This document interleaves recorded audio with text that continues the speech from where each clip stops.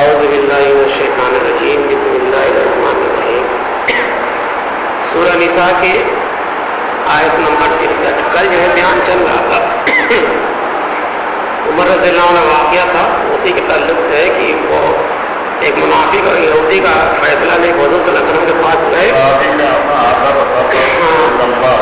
تو اسی کا آدھا حصہ ہے، اس میں یہودی کے حق میں فیصلہ ہو گیا، تو جو منافق ہے مسلمان تھا پھر عمر رضی اللہ کے پاس گئے۔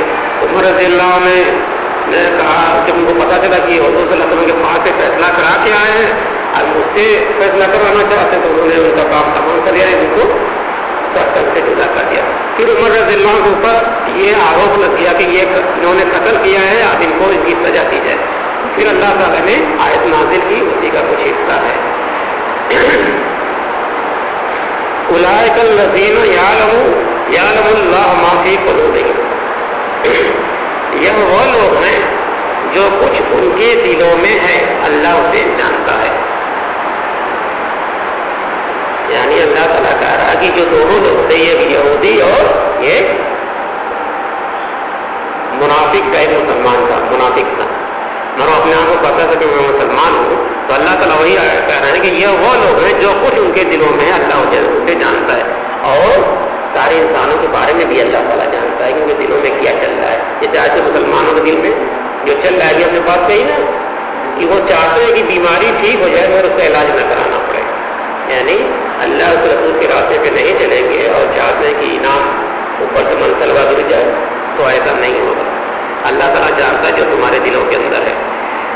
فَأَعْرَضَ عَنْهُمْ، تو اے نبی صلی اللہ علیہ وسلم آپ ان سے چشم پوشی کیجیے، واضحہم، اور ان کو ذرا نصیحت کیجیے، وَقُلَّ لَهُمْ فِي أَنفُسِهِمْ قَوْلًا بَلِيغًا، اور ان سے خود ان کے بارے میں ایسی بات کہیے جو ان کے دلوں میں اتر جائے۔ یہ آیت نازل ہونے کے بعد رسول اللہ صلی اللہ علیہ وسلم نے حضرت عمر رضی اللہ عنہ کو بری کر دیا۔ یہ اللہ کی طرف سے ان کی برات آ گئی تھی، اور اسی دن سے ان کا لقب فاروق ہو گیا۔ اسی دن سے یہ لقب فاروق ہو گیا کہ انہوں نے فرق کر دیا، وہ چھپا کے رکھے ہوئے تھے، چھپا کے رکھے ہوئے تھے دلوں کے اندر، تو اللہ رسول صلی اللہ علیہ وسلم نے تو کیا کر دیا، فرق کر دیا۔ عمر رضی اللہ نے وہ لقب دیا اللہ تعالیٰ نے فاروق کا، میں نے فرق کرنے والا، حق اور باطل میں فرق کرنے والا، یعنی حق و باطل میں فرق کر دینے والا۔ اب یہ ایک بات نوٹ کر لیجیے کہ سورہ مبارک میں منافقت کی جو زیر بحث آئی ہے وہ 3 عنوانات کے ساتھ آئی ہے۔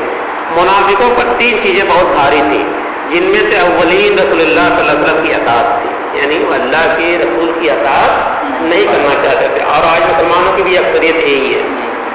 تو مسلمان تو کہتے ہیں کہ ہم مسلمان ہیں، اور مسلمان ہیں، ہاں وہ اطاعت نہیں کرنا چاہتے، وہ اطیع اللہ و رسول کی اطاعت نہیں کرنا چاہتے۔ اگر تو ہر مسلمان اپنا ناک میں تول لے اس بات میں کہ ہم کیا ہیں، یہ بڑی نفسیاتی بات ہے۔ ہر ایک انسان کے لیے دوسرے انسان کی اطاعت بڑا مشکل کام ہے۔ ہم جو رسول اللہ صلی اللہ علیہ وسلم کی اطاعت کرتے ہیں، تو رسول اللہ صلی اللہ علیہ وسلم ہمارے لیے ایک ادارہ، انسٹیٹیوشن کی حیثیت رکھتے ہیں۔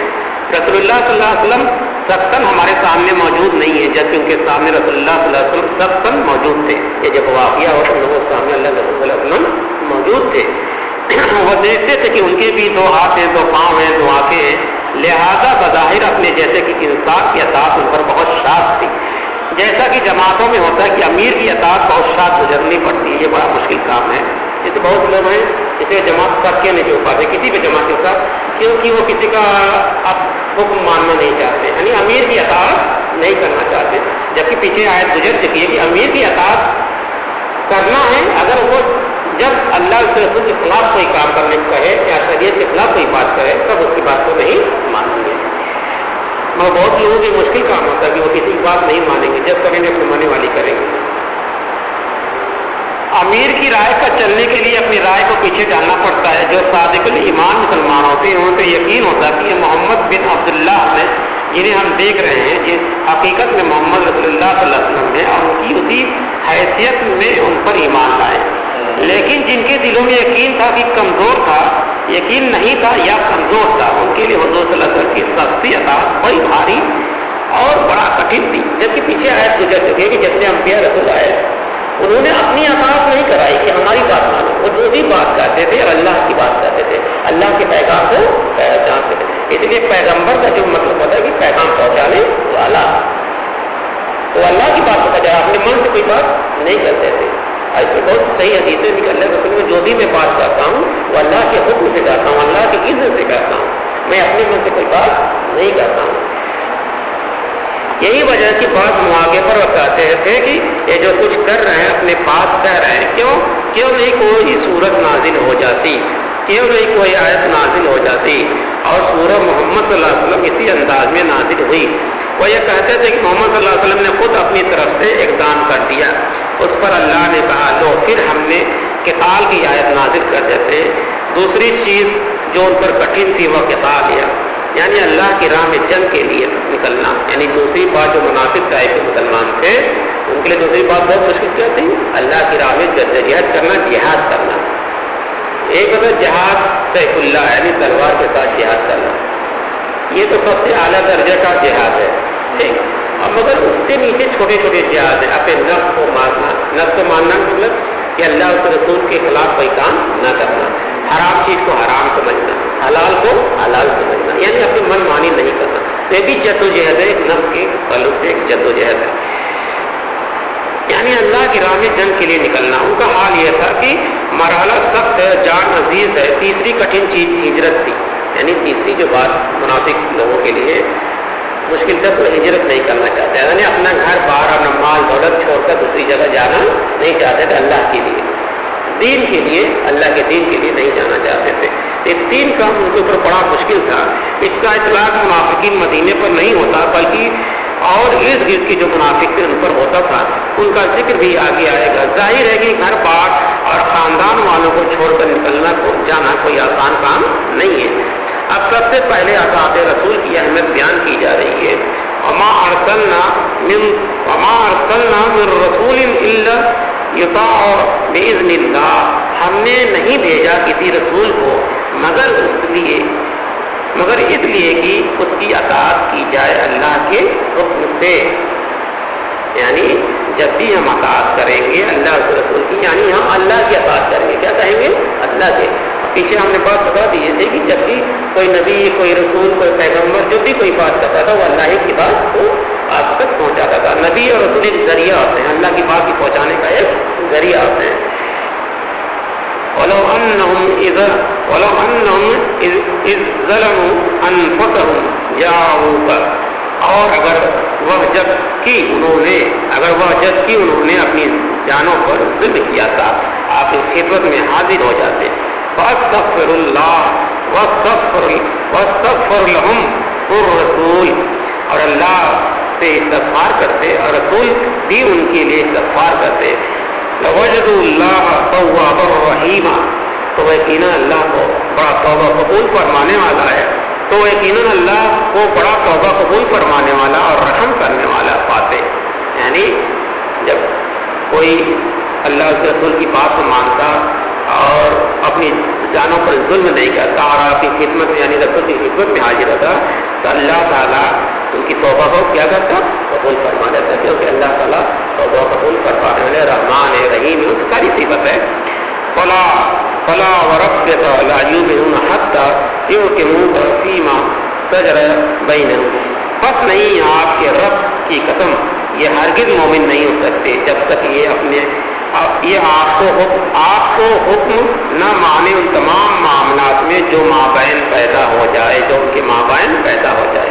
یعنی جو بھی کسی انسان کے بیچ لڑائی جھگڑا ہو جائے، ایک تو بظاہر اللہ کے حکم موجود تھے تو ان کو حکم جو نہیں مانتے تھے، اور آج بھی ہمارے پر لاگو ہوتا ہے کہ اگر ہم اللہ کے رسول کی بات کو نہیں مانتے ہیں، یعنی قرآن کی شریعت پہ نہیں چلتے ہیں، اس کے مطابق اپنی زندگی نہیں گزارتے ہیں، تو اس میں انہیں کوئی اختیار حاصل نہیں کہ ان کے مابین جو بھی نزاعات اور اختلافات ہوں ان میں اگر آپ کو حکم نہیں مانتے تو آپ کے رب کی قسم یہ مومن نہیں ہے.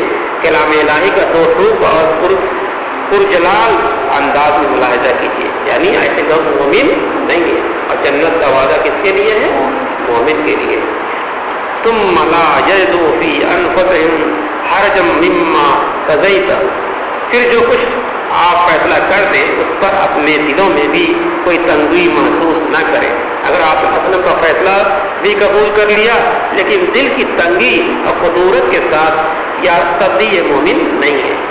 ٹھیک، یعنی مان لیجیے کسی وجہ سے ہم نے اللہ رسول کی بات کو مان لیا مگر دل سے نہیں مانا، مجبوری میں مانا. کیا مانا؟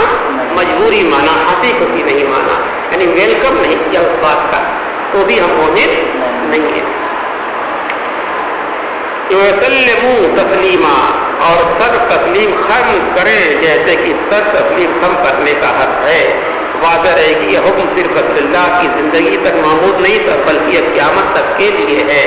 جب بھی ہمارے سامنے کتاب اللہ یعنی اللہ کتاب قرآن اور شریعت سنت رسول اللہ کی کوئی بات آئے اور اس کا ہم دل سے ویلکم نہ کریں، دل سے اس کی سواگت نہ کریں، دل سے نہ مانیں تو ہم مومن نہیں ہو سکتے. پھر کیسے تمنا کریں گے کہ ہم کو جنت ملے گی. وَلَوْ أَنَّا كَتَبْنَا عَلَيْهِمْ أَنْ اقْتُلُوا أَنفُسَكُمْ، اگر ہم نے ان پر یہ فرض کر دیا ہوتا کہ قتل کرو اپنے آپ کو، اور اخرجوا من دیارکم، یا نکلو اپنے گھروں سے، ما فعلوا الا قلیل منهم، تو اس کی تعمیل نہ کرتے سوائے ان میں سے چند ایک. ولو انهم فعلوا ما يعاذون به، اگر یہ لوگ وہ کرتے جس کی ان کو نصیحت کی جا رہی ہے. اس کا ترجمہ اس طرح سے بھی کیا گیا کہ اگر یہ وہ لوگ کرتے ہیں جس کی انہیں ہدایت کی جاتی ہے یعنی اپنے آپ کو قتل کرنا، اپنے گھروں سے نکل کھڑے ہونا، لکان خیر لهم واشد تشبیتا، تو یہی ان کے لیے بہتر ہوتا اور انہیں دین پر ثابت قدم رکھنے والا ہوتا. اگر اللہ تعالیٰ کہہ رہا ہے کہ اگر ایسے لوگوں پر جو منافق ہے کہ مسلمان تھے، جو اللہ کے رسول کی بات کو صحیح دل سے نہیں مانتے تھے، اگر انہوں نے ان کا فرض کر دیا ہوتا کہ قتل کرو اپنے آپ کو یا اپنے گھروں سے نکلو، اگر اس کی تعمیل نہ کرتے سوائے ان میں سے چند، یعنی اکثریت ان میں سے تعمیل اس کے راستے پر نہ چلتے. اگر فرض ہو جاتا تو مجبوری پر نہیں پڑتا. اور اللہ نے کہا کہ ایسا اگر ہم کر دیتے تو کیا ہوتا کہ تو یہ اس کی تعمیل نہ کرتے. کیا کرتے؟ یہ اس کو مانتے نہیں سوائے چند لوگوں کے، یعنی اس میں سے کچھ لوگوں کے. اور یہ اگر یہ وہ لوگ کرتے جس کی کوئی نصیحت کی جا رہی ہے، جن لوگوں کے لیے خاص طور سے نصیحت کی گئی، یعنی خاص طور سے مسلمانوں کے لیے اور آج کے مسلمانوں کے لیے، اس وقت کے مسلمانوں کے لیے، تو اگر اس بات پر غور فکر کیا جائے تو بہت اہم آیت ہے. اور مومن ہونے کے لیے شرط جو ہے کہ اللہ اور رسول کی بات کو دل سے مانے، اس میں کینہ ٹھٹائی نہیں کہ یار چلو کیا کریں، نماز پڑھنا ہے، مجبوری ہے، اور کوئی بھی کام ہے تو نماز دیکھا اس طرح کوئی بھی کام جیسے زکات دینا ہے، بہت سے لوگ زکات اس ڈر نہیں دیتے ہمارا پیسہ ہی ختم ہو جائے گا. بہت لوگ اس طرح ڈر سے زکات نہیں نکالتے ہیں. بھائی ایک واقعہ ہمارے والد صاحب کے سامنے آیا، ایک عورت نے کہا ہمارے پاس اتنا سونا ہے، ہمارے والد اس کو توڑ کر بتا دیا کہ دیکھو اس میں کتنا زکات نکلے گی. اس نے کہا ہمارا سب سونا ہی ختم ہو جائے گا، اس کو اگر ہم ایسے زکات نکالتے رہیں تو یہ سب سونا نکل جائے گا. تو سنو یعنی کیا ایسے ہی لوگ تو جو ہم نے مثال دیا یہ حقیقت میں واقعہ ہوا ہے ہمارے والد صاحب، اور ہمارے والد نے خود بیان کیا ہے اس کو. تو ایسے لوگ یعنی وہ دل سے نہیں مان رہے ہیں. زکات دینا دل کو نہیں، وہ پوچھنے آئے تھے، ہمارے والد لینے تھوڑے تھے، وہ مشورہ کرنے آئے تھے کہ کتنا نکلے گا. ٹھیک ہے، وہ سوچے کہ زکات نکل جائے گا، ایک سال نکلے گا، پھر دوسرے سال نکلے گا، تیسرے کما سونا ختم ہو جائے گا. اس کو یہ نہیں معلوم کہ زکات مال کو پاک کرتا ہے اور اس میں برکت ہوتی ہے. کیا ہوتی ہے؟ برکت ہوتی ہے. آدمی تو وہی ہے نا کہ اللہ کی بات اور اس کے رسول کی بات کو اگر وہ تو کیا مومن ہے؟ ایسے لوگ مومن ہیں جو زکات دینے میں بھی ڈھیلا ڈھلائی کریں، جبکہ زکات کیا ہے؟ فرض ہے. تو اس لیے تو کوشش کرنا چاہیے جو بھی اگر ہم مسلمان ہیں، پہلی بات اگر ہم نے کلمہ لا الہ الا اللہ پڑھ لیا تو جو بھی بات ہے شریعت میں وہ اللہ اور رسول کو اس کو دل سے ماننا پڑے گا، نہیں تو ہم خسارے میں، ہم گھاٹے میں، پھر جنت ملنا بڑا مشکل کام ہے. اللہ کو اور ان کے رسول کو مانتے ہیں، ان کے لیے نہ مال کی اہمیت ہوتی ہے نہ جان کی اہمیت ہوتی ہے. اللہ تعالیٰ کیا خوف نہیں ہوتا. تو اور اسی طرح سے عورتوں کا بھی معاملہ ہے. بھائی عورتیں جو ہے، عورتوں کے اندر بڑا ہی کتنا پیدا ہوا ہے. وہ نقاب لگاتی ہیں اور باہر جا کے کچھ دور سے جب ان کے ایریا ختم ہو جاتے کہ اب ہمارے محلے والے نہ دیکھیں گے ہمارے سب، پھر وہ آ جاتی ہیں اپنے شیطانی شکل میں. ٹھیک تو کیا ہے وہ ویلکم نہیں کر رہی ہے نا، ان کو دل سے اللہ کے رسول کی بات کو دل سے نہیں مان. تو ایسے لوگوں کے لیے جنت ملنا بڑا مشکل کام ہے. اللہ رحم فرمائے، اللہ رحم فرمائے ایسے لوگوں پر، اور ہم لوگوں کو بھی رحم فرمائے کہ ہم لوگ جو بھی کام کریں وہ دل سے کریں اور نہ کریں. اللہ تعالیٰ ہم لوگ کو ہدایت عمل کرنے کی توفیق عطا فرمائے. سبحان اللہ وبحمدہ، سبحانک اللہم وبحمدک، نشہد ان لا الہ الا اللہ ونستغفرک ونتوب